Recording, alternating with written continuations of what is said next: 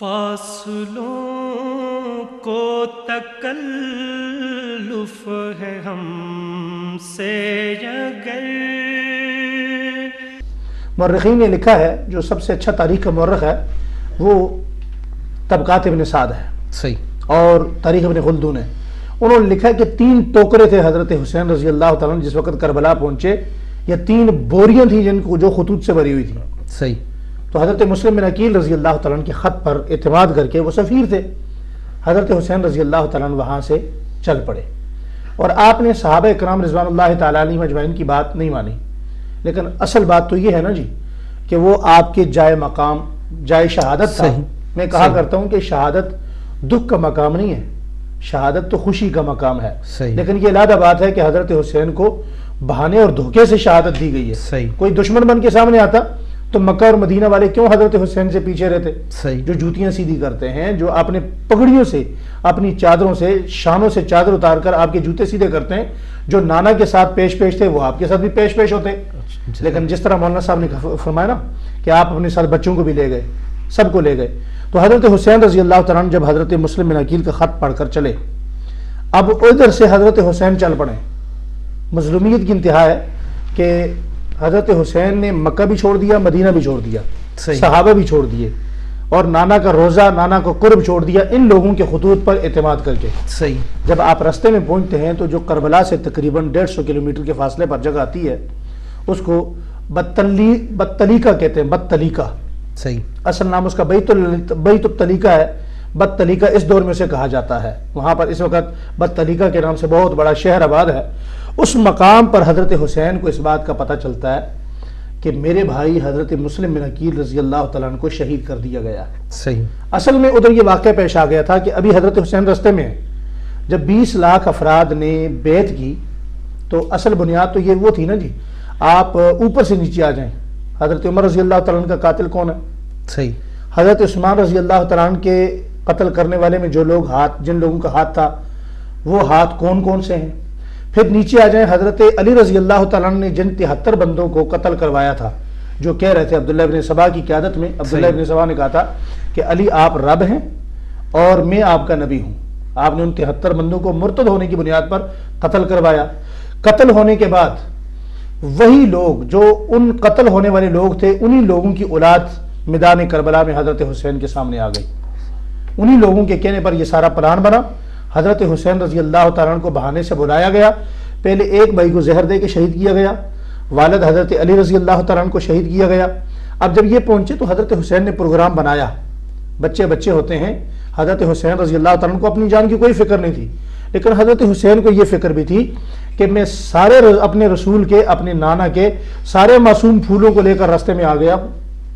تو حضرت حسن رضی اللہ تعالیٰ عنہ نے جب سنا، اور حضرت مسلم بن عقیل کے بیٹوں نے سنا کہ ہمارے والد شہید ہو گئے، ہمارے چچا شہید ہو گئے، تو انہوں نے فرمایا کہ چچا حسین، ہم آپ کی قیادت میں ہیں، ہم آپ کے ساتھی ہیں، لیکن آپ سے ہماری یہ رائے ضرور ہے کہ ہم واپس یہاں سے جانا نہیں چاہتے، اللہ کو بنتا چاہے شہادت کیوں نہ ہو جائے۔ کیوں کہ ہمارے والد محترم اور ہمارے چچا مسلم بن عقیل ایک بے سر و سمانی کے عالم میں وہاں جا کر شہید ہو چکے ہیں۔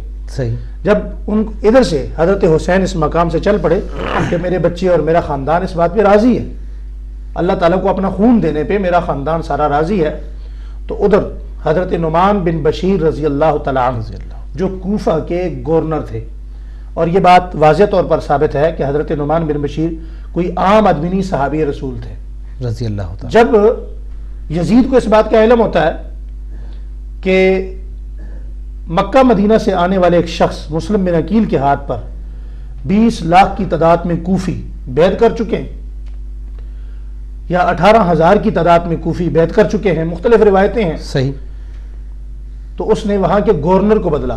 حضرت نعمان بن بشیر صحابی رسول جو بوڑھے تھے ان کو ہٹا کے ایک فاسق، فاجر اور مرتد قسم کا بندہ ابن زیاد، جس کو عبید اللہ ابن زیاد کہتے ہیں، عبید اللہ ہم اسے نہیں کہہ سکتے، ابن زیاد، اسے وہاں کا گورنر بنایا۔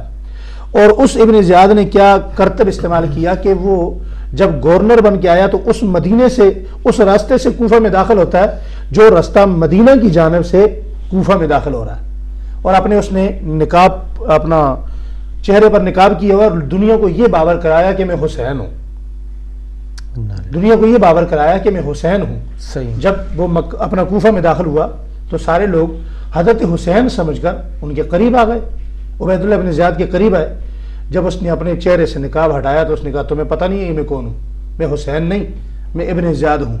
میں یہ دیکھنا چاہتا ہوں کہ تم نے اتنی بڑی تعداد میں کس کی بیعت کی ہے. اتنی بات کا علم ہونا تھا. اگر یہ ان لوگوں کے دل میں حضرت حسین کی سچی محبت ہوتی تو ابن زیاد اکیلا تھا، اس کے ساتھ کوئی لاؤ لشکر نہیں تھا. صحیح. اس کی تکہ بوٹی کر دیتے، اسے قتل کر دیتے، اسے گرفتار کر لیتے، پکڑ لیتے. لیکن ایک رات کے اندر، لمبے چوڑے وقت میں نہیں، ہفتے نہیں لگے، صرف ایک رات کے اندر اس قوم نے حضرت مسلم بن عقیل کو اتنا تنہا چھوڑا کہ ظہر کی نماز میں حضرت مسلم بن عقیل کے پیچھے 50,000 بندہ ہے، عصر کی نماز میں آپ کے پیچھے 5,000 بندہ ہے، عشاء کی نماز کے وقت حضرت مسلم بن عقیل اکیلے کھڑے ہیں. ام ہانی کے گھر میں رات کو پناہ ملی، ام ہانی کو بھی شہید کیا گیا اور حضرت مسلم بن عقیل کو بھی شہید کیا گیا. صحیح. تو یہ حضرت مسلم بن عقیل کی ایک عجیب و غریب داستان ہے، نرالی داستان ہے کہ جب آپ کو ان کے دربار میں لایا گیا تو حضرت مسلم بن عقیل کو سامنے جب تلوار نظر آئی کہ یہ تلوار میرے سر پر لگنے لگی ہے تو حضرت مسلم بن عقیل نے اس وقت کہا کہ کاش میں قتل تو ہو رہا ہوں لیکن میرے قتل سے پہلے کوئی ایسا طریقہ کار ہو جائے کہ میں اپنے بھائی حضرت حسین کو بتا دوں کہ وہ کوفہ نہ آئے. یہ اتنی ایک دردناک، اتنی ایک المناک داستان ہے کہ پتھر بھی اس داستان پر رو پڑتے ہیں. صحیح. حضرت صاحب داستان کربلا اس پر چاہوں گا کہ تھوڑی سی گفتگو فرمائیں. دیکھیں یہ ایک ایسی حقیقت ہے کہ جو دلوں کو دہلا دیتی ہے، اور بالخصوص میرے جیسا کمزور دل انسان تو حضرت امام حسین رضی اللہ تعالی عنہ اور اس خانوادے کی شہادت کو بیان کرنے سے قاصر ہے. یہ میں حقیقت عرض کر رہا ہوں. تقریباً 10 سال ہو چکے مجھے مسجد میں جمعہ پڑھاتے ہوئے، آج تک میں نے شہادت بیان نہیں کی. صحیح. یہ میں حقیقت آپ کو بیان کر رہا ہوں. شہادت آج تک نہیں میں نے بیان کی. صرف چند ایک باتیں جو ہیں وہ عرض کر دیتا ہوں، اور حضرت امام حسین رضی اللہ تعالی عنہ کے صبر کے بارے میں چند ایک باتیں عرض کر دیتا ہوں. صحیح. کہ دیکھیں وہ نواسہ رسول صلی اللہ تعالی علیہ وآلہ وسلم ورضی اللہ تعالی عنہ حضرت امام حسین رضی اللہ تعالی عنہ کہ جب آپ کی یزیدی لشکر سے ملاقات ہوتی ہے تو سب سے پہلی بات کیا ہے؟ آپ فرماتے ہیں کہ دیکھو میں یہاں لڑنے کے لیے نہیں آیا، جنگ کرنے کے لیے نہیں آیا. تم جا کے یزید کو یہ کہہ دو کہ یا تو وہ مجھے مدینہ الرسول واپس جانے دے، اور اگر مجھے واپس نہیں جانے دینا چاہتا تو مجھے اس ملک سے باہر جانے دے، میں کسی اور ملک میں جا کے پناہ لے لیتا ہوں، لیکن میں لڑائی نہیں کرنا چاہتا، جنگ نہیں چاہتا. وہ کہنے لگے کہ نہیں، یزیدی فوجی جو تھے ابن زیاد وغیرہ وہ کہنے لگے نہیں یہ نہیں ہو سکتا، آپ یا تو یزید کی بیعت کریں یا پھر جنگ کرنے کے لیے تیار ہو جائیں. رات کا وقت ہوتا ہے، حضرت امام حسین رضی اللہ تعالی عنہ وہاں سے نکلتے ہیں کہ میں اس میدان سے باہر چلا جاؤں، لیکن جب صبح ہوتی ہے تو اپنے آپ کو وہیں کرب و بلا کے میدان میں پاتے ہیں. اس کا اصل نام ہے کرب و بلا، اس میدان کا نام، لیکن کثرت استعمال کی وجہ سے اس کو کربلا کہہ دیا گیا. کرب کا معنی ہے درد، بلا کا معنی ہے مصیبت، یعنی جو درد، علم اور مصیبت کی آماج گاہ ہے اس کو کہا گیا کرب و بلا. اور یہ وہ میدان ہے کہ جس کے بارے میں میرے آقا علیہ الصلوۃ والسلام نے پہلے ہی ارشاد فرما دیا تھا کہ کس مقام پہ حسین رضی اللہ تعالی عنہ کو شہید کیا جائے گا. اور وہ روایت مشہور ہے